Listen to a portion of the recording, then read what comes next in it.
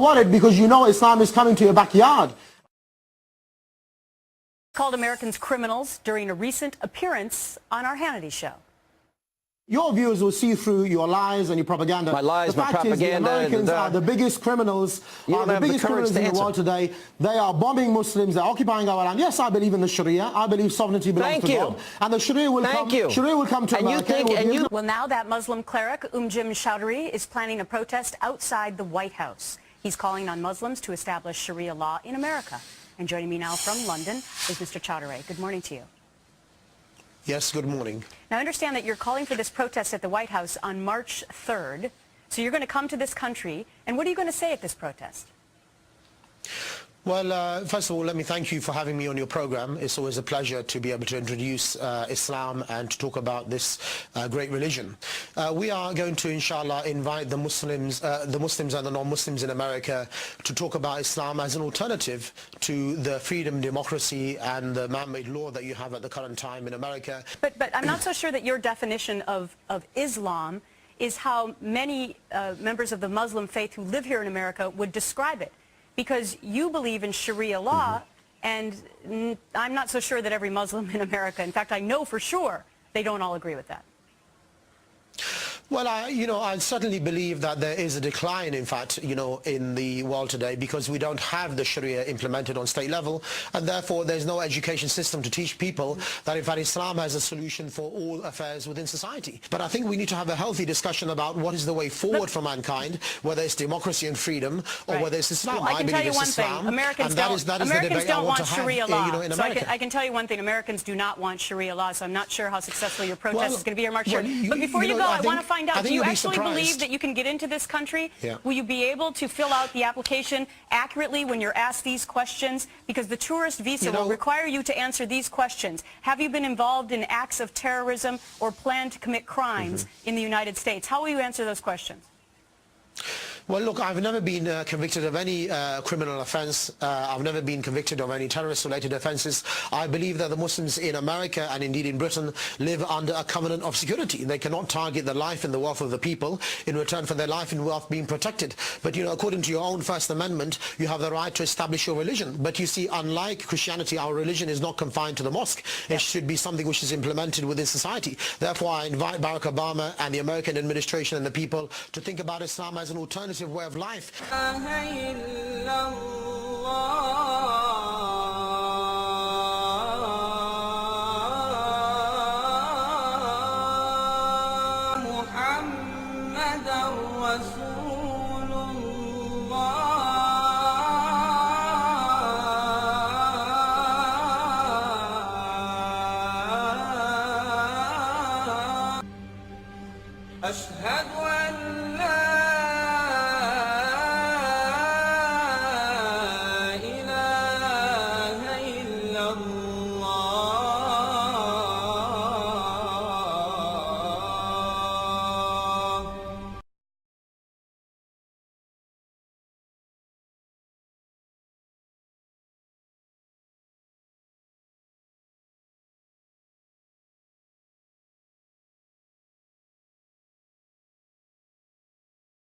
But the real story is, most of us here in the U.S. have no idea what Sharia law even is. So tonight, we're going to do a little primer, Sharia Law 101, if you will. Considering something that is very, very extreme and very, very serious.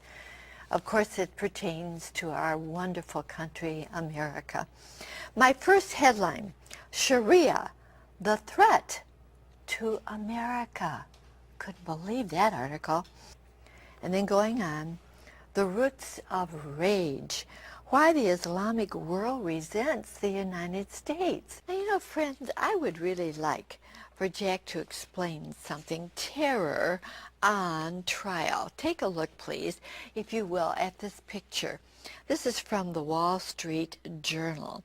Now, there are legal proceedings against violent extremists, and you're going to see one right now. Jack, I'd like for you to explain this man. Okay, thank you. This is Caliph Sheikh Mohammed. Man, keep that on there because I've got a story to tell you. This man is the one who did 31 tragedies against the Christians around the world.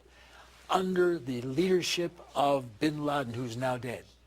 This is the man who had Dan Pearl beheaded and held up the head and said, "I did it." This is the man that was the mastermind of 9/11. He arranged the planes, everything else, to kill 3,000 of our people. And ladies and gentlemen, this man attended a Christian college in America. All right, Sharia law. Where does it lead, friends? Where does it really go? What does it produce? Does it give us democracy or what? Here you see Sharia law. Now, democracy is impossible in most of the Arab world going on. Egypt's new president moves against democracy. We always thought he was for it. And then Egypt group pushes for Islamic law. Well, Hillary Clinton had a lot to say about that. The time has come. And this is what she's saying. For the international community not only to reject the United Nations resolution protecting blasphemy laws, but to directly condemn blasphemy laws as violations of freedom of religion and... I've read over 20 books on Sharia law. And listen to me, ladies and gentlemen. I have over 1,500 quotes to document, and you're going to see some of it by the secular leaders of America, not the religious, some of the great secular leaders. And Rixella is going to get into that right now. Yes, I will. I'd like for you to see, please, on the screen some of the things that Jack will be referring to and what he's going to be saying. Sharia, the threat to American exercise and competitive analysis. Now, this is a book. And I want you to see the caliber of people that wrote this book. I can't read them all to you right now, but there's Lieutenant General William Jerry Boykin. He was the Undersecretary of Defense of Intelligence. Lieutenant General Harry Edward Salter, and former Director Defense Intelligence Agency. That was what he participated in and going on. Whoa, look at the bottom there. There's a lady, Claire Lopez, Senior Fellow, Center for Security Policy, and Admiral James Ace Lyons, United States Navy former Commander-in-Chief, the Pacific Fleet. This is quite a caliber, isn't it? Of people. And Patrick Poole, consultant to the military and law enforcement on anti-terrorism issues. Now, friends, let me just say that title says it all. Sharia, the threat to America. Now, you see the caliber of people who wrote that book. Very important. In fact, Mr. Wolseley is the former director of Central Intelligence. Very, very much into what's going on. And the White House is defending its nominee to be State Department legal advisor. Now, some of the criticism of this nominee, Harold Koh, is based on remarks that he reportedly made saying that Islamic Sharia law should apply in U.S. courts, even though those laws are used in some countries to justify stripping women of basic rights. And even worse, frankly. Noni Darwish is with the group Arabs for Israel. She is also the author of the book Cruel and Unusual Punishment. Noni, thanks for joining us this morning. Oh, my pleasure. Thank you. So this man, Harold Koh, this potential State Department nominee, has impressive credentials. He's a dean at Yale University, but he also has a history of supporting Sharia law even here in the U.S. What are some of the things that he has said in the past that have raised eyebrows? Well, I heard that he doesn't mind referring to laws, foreign laws, and integrating them into the U.S. Legal system. It's very hard for me to imagine even that an American official can incorporate Sharia, because Sharia is totally at odds with our Bill of Rights and our Constitution. Sharia does not allow freedom of religion. It discriminates against women, against non-Muslims. There is no equal rights under Sharia. A Muslim head of state can come to power through seizure of power, not through election. A Muslim head of state must be obeyed even if he is unjust. A Muslim woman can be beaten by her husband. There are so many laws that are totally against our Constitution. Does it go so and far as to recommend honor killings in the event that a woman has done something inappropriate, or even public stonings?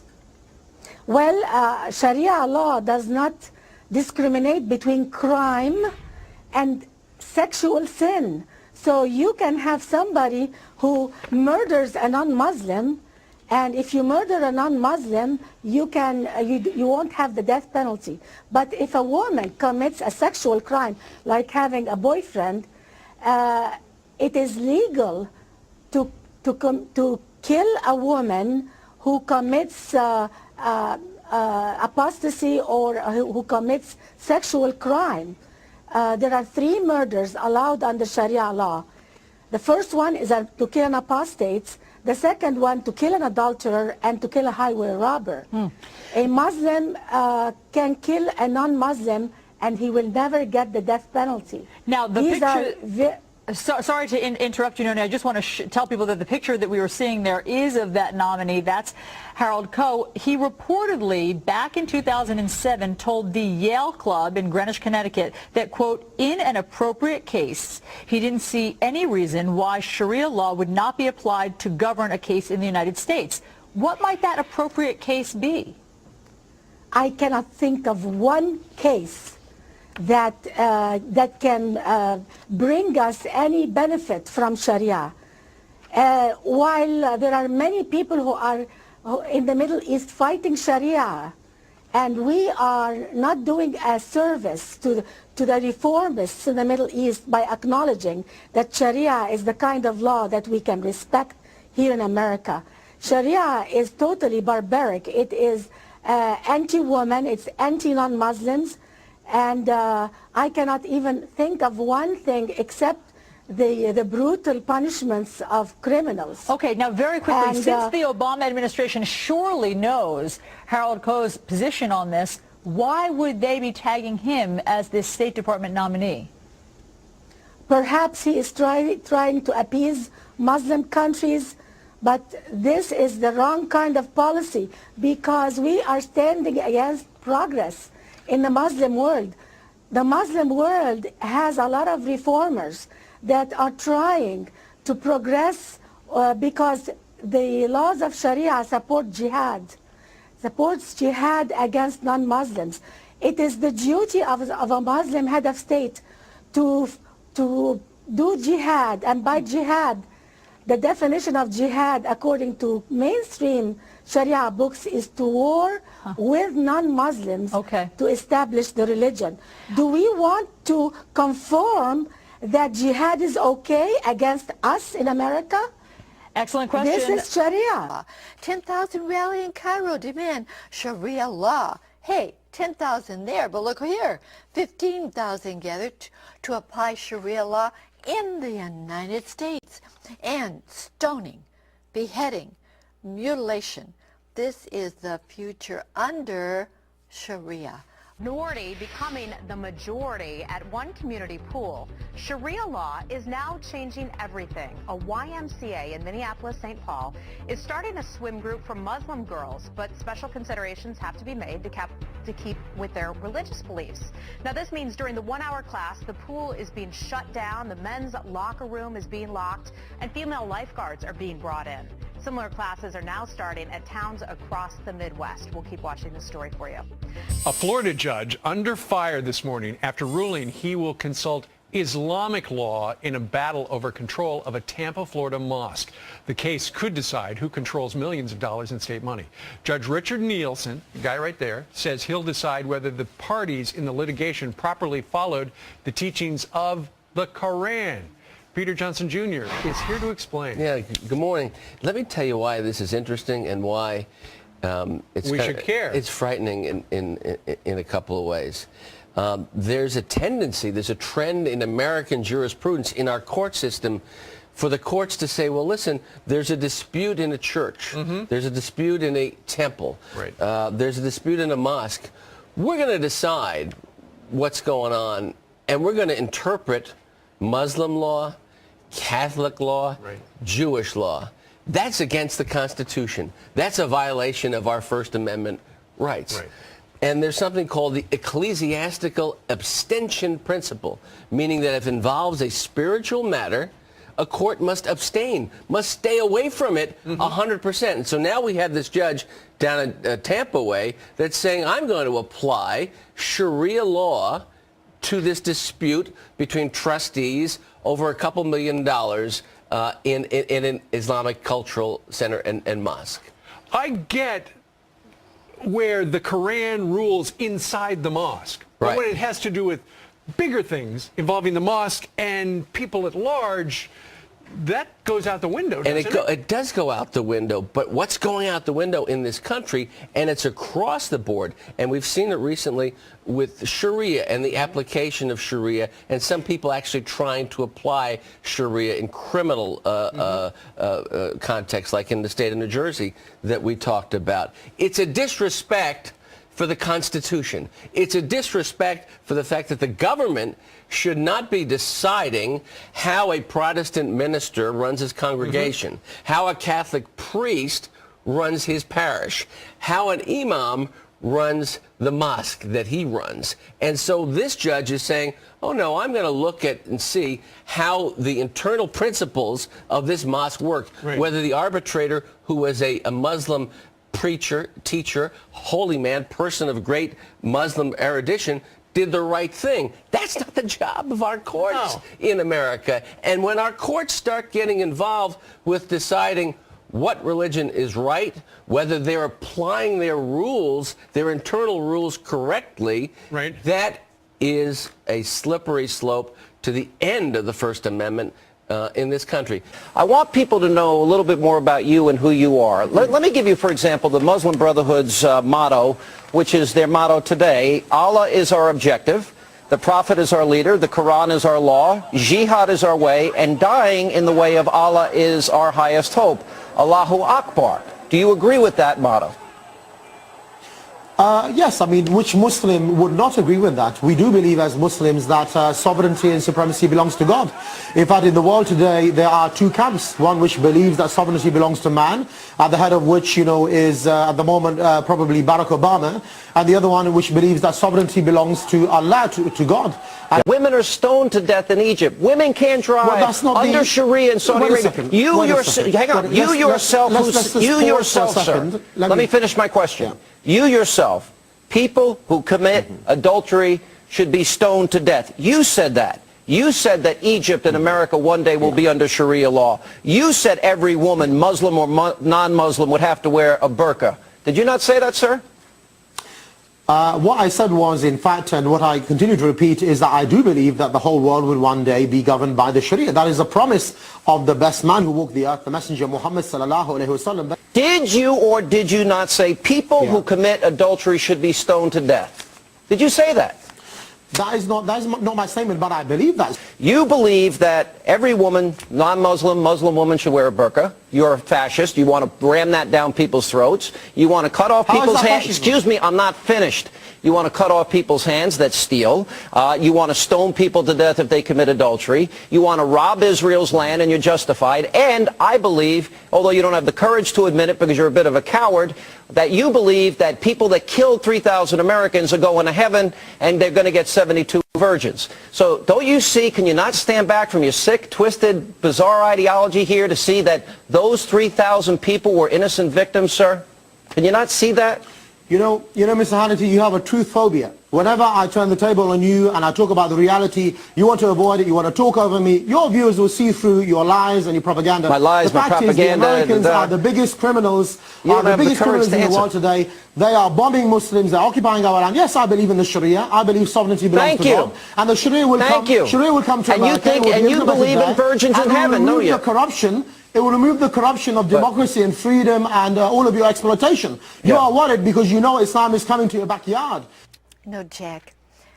There are even some journalists that are really not up on what Sharia law really is and the dangers that the Islam people have for their goals in the United States and America. Here, take a look. Vote against Sharia law reveals a mindless fear Now, Leonard Pitts Jr. is a wonderful journalist, but I'm sorry, I don't think you know what Sharia law is all about. And I'm going to ask Jack right now, if he'll please tell us, what is Sharia law? Why should we be afraid? I have a book here called Quran, The Dilemma, and it's written by former Muslims. 10 reasons why it's bad for all societies. 1, Islam commands offensive, aggressive, holy war, jihads against all non-Muslim nations. 2, Islam orders apostates to be killed. 3, Islam orders death for Muslims and death for non-Muslim critics of Muhammad and the Quran and even Sharia law itself. 4, Islam orders unmarried fornicators to be whipped, put to death, and adulterers to be stoned. 5, Islam commands all homosexuals to be executed. 6, Islam commands that a highway robber should be crucified or mutilated. 7, Islam commands that a male and female thief must have a hand cut off. 8, Islam allows an injured plaintiff to exact legal revenge, physical eye for physical eye. 9, Islam allows husbands to beat their wives. 10, Islam commands that drinkers and gamblers be beaten. Sharia law ultimately creates society and diminishes freedom. Oh, Jack, that certainly is not from the Bible, believe me. I'm going to go on and give you a few headlines here very quickly. Egypt court sentences 8 to death over video. And that's in America. Yes, absolutely. Oklahoma is sued over Sharia ban. And states enter debate on Sharia law. Is the Obama administration turning a blind eye to a rise in Muslim honor killings happening right here on American soil? Look at the lives of Amina and Sarah Saeed or Noor al-Maliki. Their lives, they lead 2 lives, the Western life and then the one in the house, which is torturous. And the Obama administration, which is so pro-Islam, there's certainly a reluctance to address the issue. When he was in Cairo, he equated the violation of women's rights in America to those in the Muslim world. And they're quite different. Women are very subjugated in the Muslim world. So how big of a problem is this honor killing, at least here in the United States? Well, as more Muslims move into the West, you see an increase in honor killings. They are rampant in Europe, certainly increased dramatically in Canada, and now here. I mean, how many girls have to die or how many girls have to live under threat before somebody says, okay, it's time to pay attention to this issue? She's very scared. Tell me what's going on.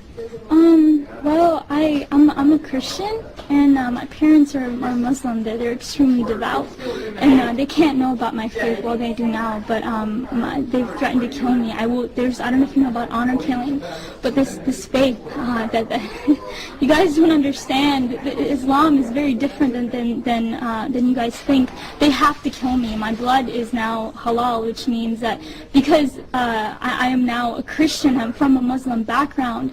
It's an honor. If they love God more than me, they have to do this.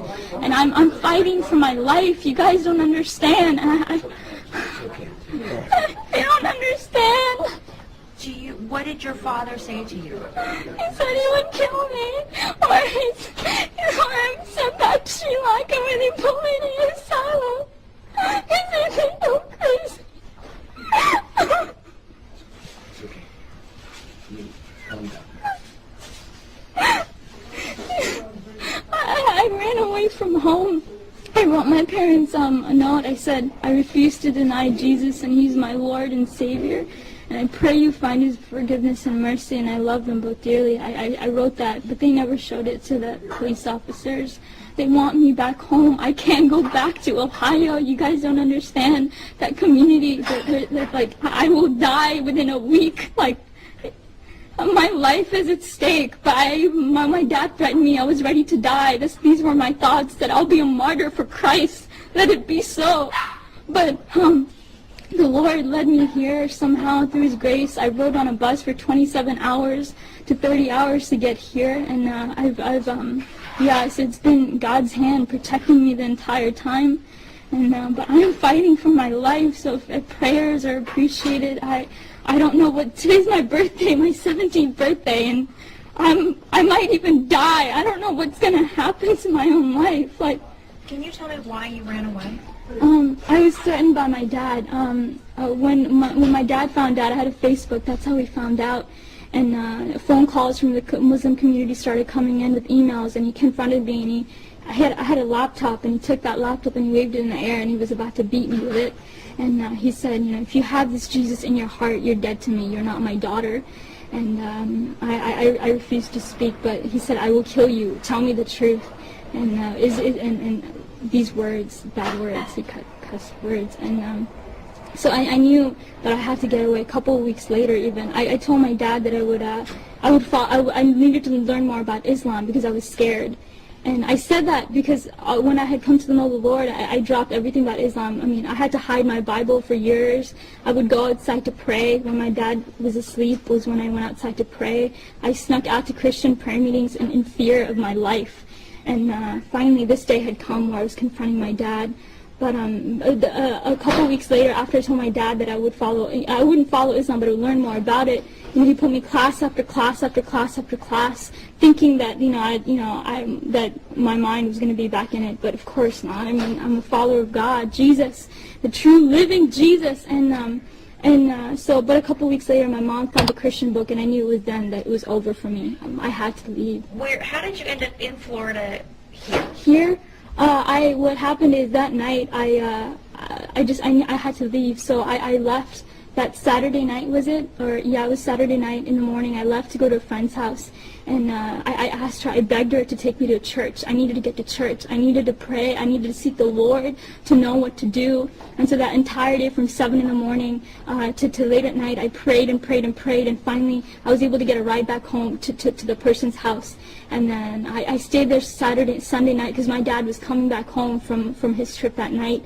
And so I stayed there that night, and I just left. I hitchhiked to a bus station, and I got a ticket to Florida because I had met them through a prayer ministry on Facebook. And this was the farthest away from Ohio, and you don't understand. If I had stayed in Ohio, I wouldn't be alive. And so I was able to do that, and I called them from on the bus. I used random, nice people there that I was able to talk to, and I used their phone to call them, and then I came here. Here I am. Has there been any type of killings at all in your family? Have you ever seen anything like that? I'm not sure, but in 150 generations in my family, no one has known Jesus. I am the first one. So imagine the honor in killing me. Like, there is great honor in that, because if they love Allah more than me, they have to do it. It's in the Quran. Yes. And you can give them knowledge about it, because now. After they finish talking to you. Yeah. So he really will explain it and break it down. They have to do this. If they just have to. And either they do that or they send me back to Sri Lanka. And if there's an asylum, there's an asylum there where they put people like me. Like, they think I'm crazy. And do you really think that this is true, or do you think this is just a threat? There's actually hundreds of cases that are backed like me. Amina and Sarah, they were forced to go back home. They were killed by their dad.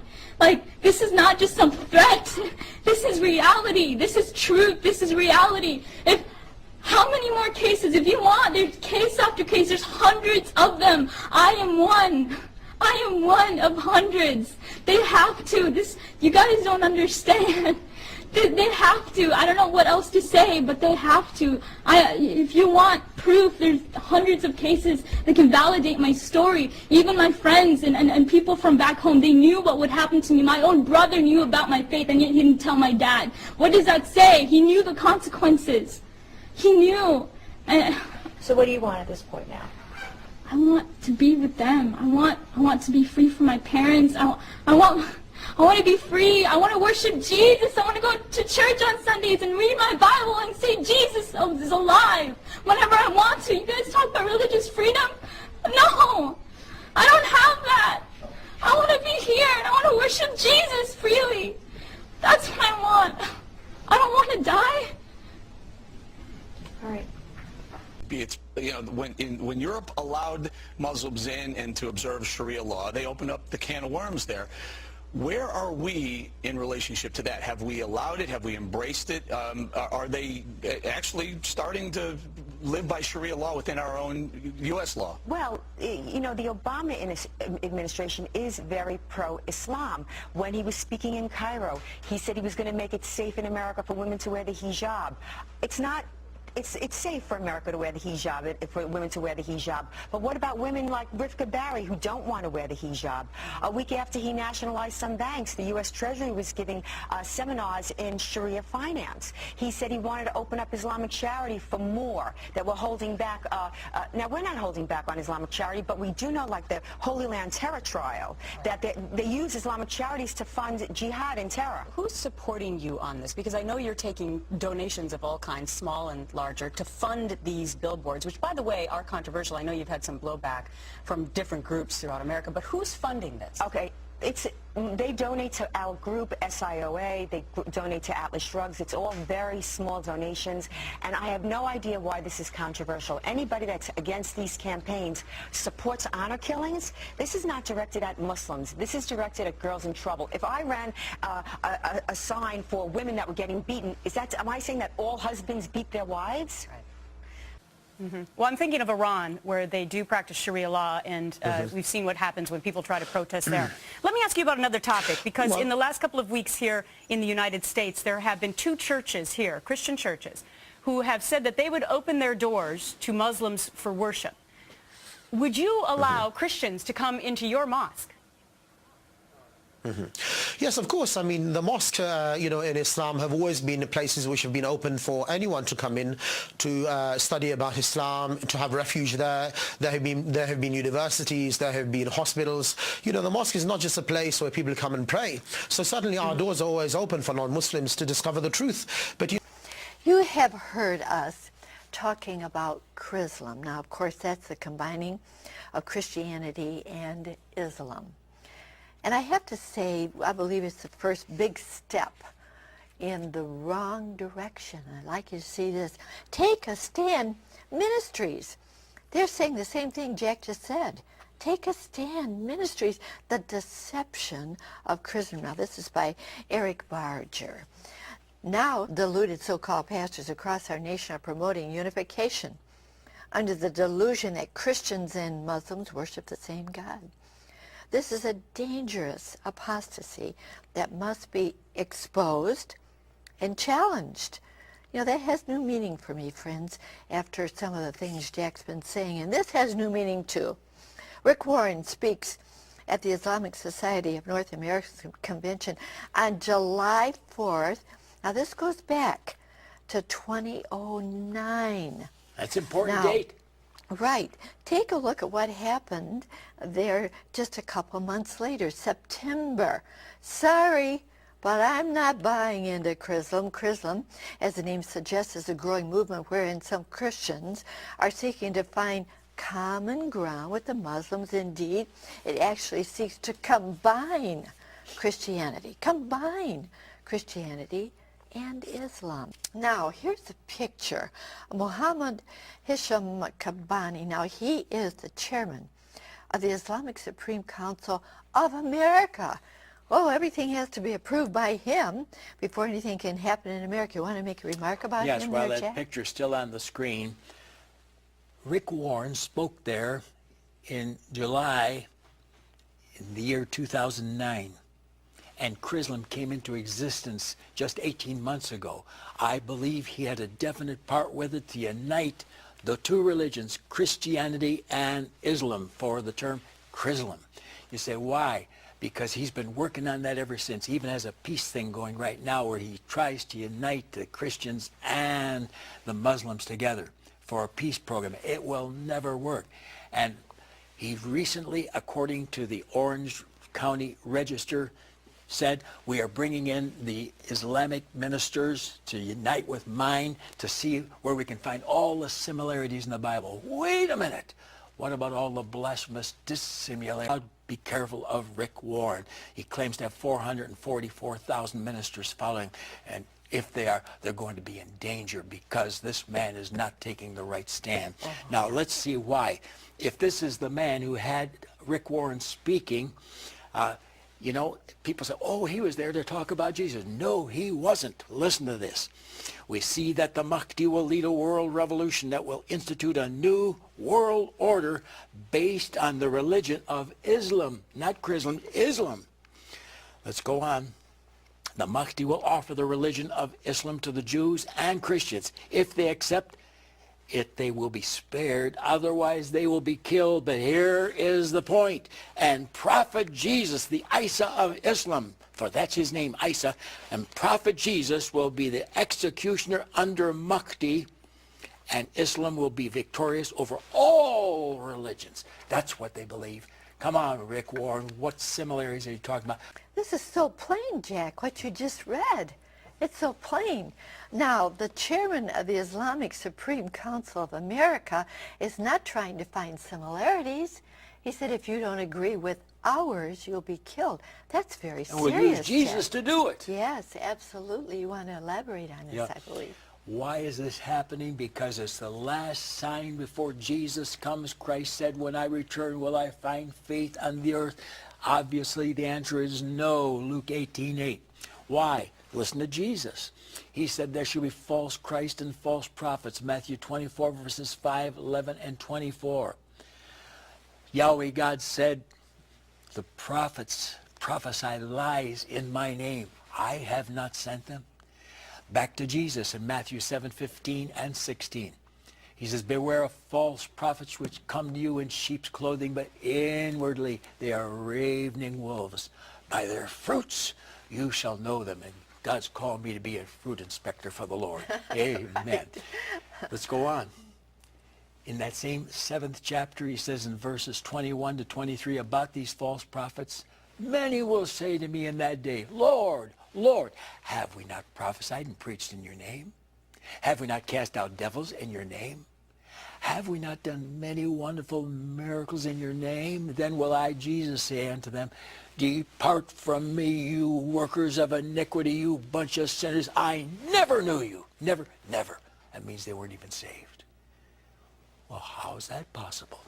John 10:27 speaks about the real men of God. He says, my sheep hear my voice, and I know them. They follow me. And I give unto them eternal life, and they shall never perish, neither shall any man pluck them out of my hand. And he said, I and my Father are one. Amen. But there's more. In 1 John 2:18, it says, the Antichrist shall come. And even now are there many antichrists. And he's talking about preachers who are ordained, and they were talking about the gospel, but they didn't have it. What about these antichrists? Verse 19, they went out from us. They weren't of us. If they had been of us, they would have continued with us. But they went out, they became turncoats, Judas Iscariots, Benedict Arnolds. Why? To prove that they weren't of us. Don't go by those who just speak the language. Jesus said, they honor me with their lips, but their hearts far from me. Mark 7:6. They profess that they know God, but in works they deny God, being abominable, disobedient, and unto every good work reprobate. Counterfeits. And I'll tell you, Jesus is about to come, and we're going to stand before him. Watch out. Watch out. You're going to know who the true ones were. And beloved, I say this. Don't just follow some man because he's written some book. Make sure it's this book. Be followers of me as I am of Christ. 1 Corinthians 11:1. You can trust Jack Van Impe, because I'll never say a word that I can't back with the holy word of God, because this word is truth. John 17:17. That's true, Jack. You know, it doesn't matter how many people believe something unless it's based on the Bible. Don't believe it because a multitude of people are following it. You want to believe it because God said it.